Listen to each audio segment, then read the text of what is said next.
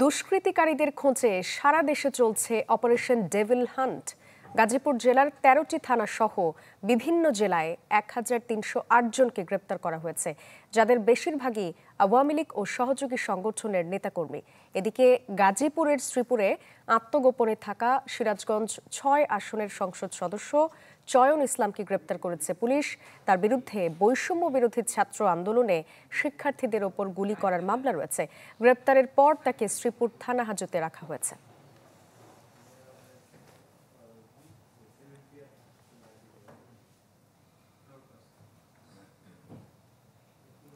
Operation devil হান্টের খবর জানাতে রাজশাহী থেকে যুক্ত হচ্ছেন আবরার শাইর। আবরার, এখন সবশেষ কি অবস্থা জানাবেন?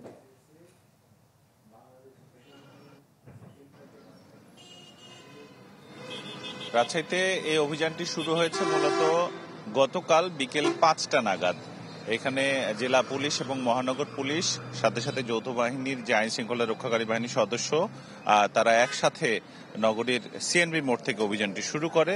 মূলত অভিযান বলতে তারা শুধুমাত্র গাড়ি টহল এবং কয়েকটি চেকপোস্ট আমাদের চোখে পড়েছে গতকালকে। এবং রাতের বেলা যতটা আমরা জানতে পেরেছি যে রাজশাহী ৪ আসনের বাগমারার যিনি সাবেক এমপি ছিলেন আবুল কালাম আজাদ, তার যে রাজশাহীর বাড়ি, সেখান থেকে তার স্ত্রী যিনি কিনা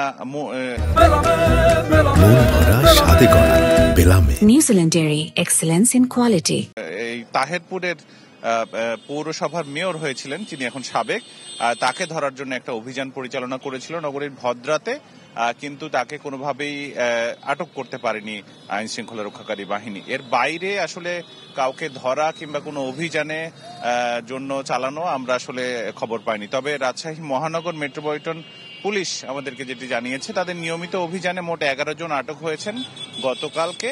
তাদের মধ্যে একজন বৈষম্য বিরোধী ছাত্র আন্দোলনে ছাত্রদের উপর নির্যাতনকারী বলে চিহ্নিত করা গেছে, যিনি একজন নারী। এর বাইরে মোট ৭ জন কিন্তু অন্যান্য ওয়ারেন্টভুক্ত আসামি, এবং আর ২ জন যারা রয়েছেন তারা বিভিন্ন অভিযোগে বিভিন্ন মামলার আসামি বলে আমরা জানতে পেরেছি। ফলে এখন পর্যন্ত শুধুমাত্র অপারেশন ডেভিল হান্টে ঠিক কতজন আটক হয়েছেন কিংবা কোথায় কোথায় অভিযান চালানো হয়েছে এখনো পুলিশ জানায়নি রাজশাহীতে। তবে সাধারণ মানুষের মধ্যে একটি স্বস্তি ফিরে এসেছে যে আসলে দুষ্কৃতিকারীদের যাতে কোনোভাবে ছাড় দেওয়া না হয়, তবে সাধারণ মানুষ যাতে এতে ভোগান্তিতে না পড়ে এদিকেও দৃষ্টি রাখতে বলেছেন তারা। এ ছিল আমার কাছে রাজশাহী থেকে। ধন্যবাদ আবরার।